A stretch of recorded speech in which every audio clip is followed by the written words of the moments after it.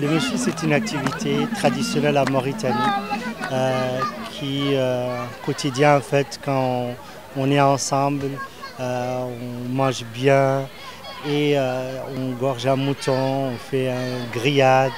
Tout le village il est très content. C'est une activité comme les autres activités chez les hommes qu'on appelle mangala, où c'est le regroupement des hommes pour acheter un agneau et le faire manger ensemble.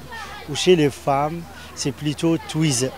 Twiz, c'est une activité sociale, communautaire qui regroupe toutes les femmes pour faire une tente ou pour faire du tissage ou n'importe quel autre événement. Et pour l'occasion, ils vont bien sûr faire un sacrifice, manger ensemble et puis faire un peu de joie.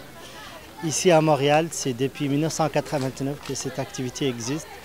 Et c'est toujours l'association des Mauritaniens au Canada pour faire connaître et pour faire connaître les coutumes, les traditions, les rencontres avec la société québécoise, la société canadienne et pour permettre à d'autres amis de la Mauritanie de trouver la Mauritanie qu'ils ont quittée.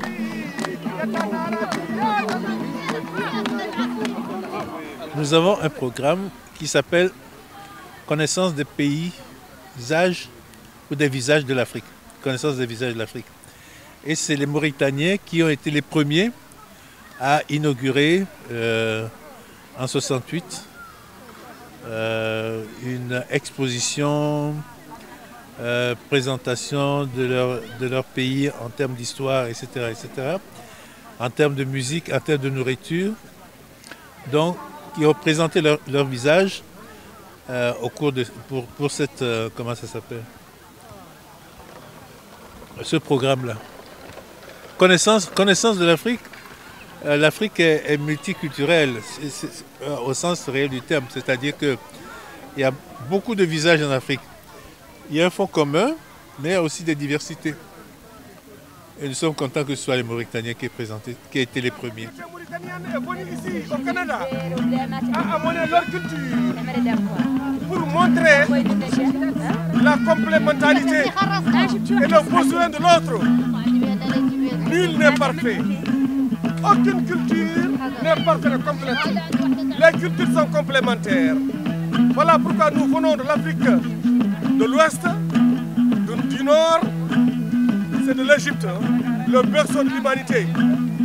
En passant par la Tunisie, la Libye, en passant par le Maroc, l'Algérie, la Mauritanie. Au Sénégal, Gambie, Guinée, Mali, Burkina, Niger, Nigeria, Tchad, Somalie, Soudan, Burundi, Ngaoundé et Cameroun, sans oublier le pays des Grands Lacs, la Côte d'Ivoire, le Zaïre, le Congo, le Gabon, l'Afrique du Sud, depuis Ouganda jusqu'au Sénégal. Et ça se passe toujours dans un de ces parcs.